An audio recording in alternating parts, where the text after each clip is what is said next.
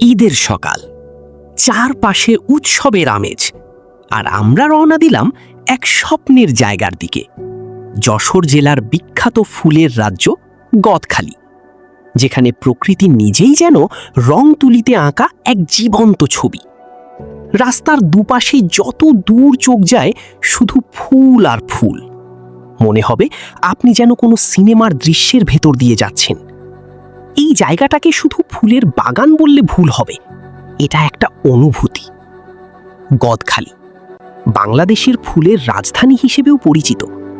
এখান থেকে দেশের বিভিন্ন প্রান্তে প্রতিদিন হাজার হাজার ফুল যায়, আর ঈদের দিনে এই সৌন্দর্য যেন আরও কয়েক গুণ বেড়ে যায়।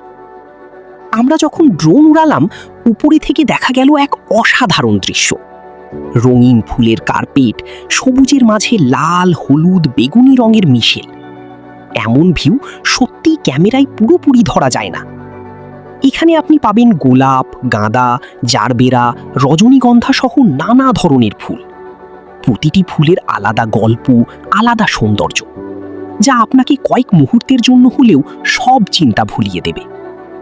স্থানীয় কৃষকদের পরিশ্রমেই গড়ে উঠেছে এই ফুলের রাজ্য। তাদের যত্ন আর ভালোবাসার ফলেই আজ গদখালি এতটা সুন্দর। প্রতিটি ফুলের পেছনে লুকিয়ে আছে এক একটা সংগ্রামের গল্প। ঈদের দিনে পরিবার বা বন্ধুদের সাথে ঘুরতে আসার জন্য এটা একদম পারফেক্ট জায়গা।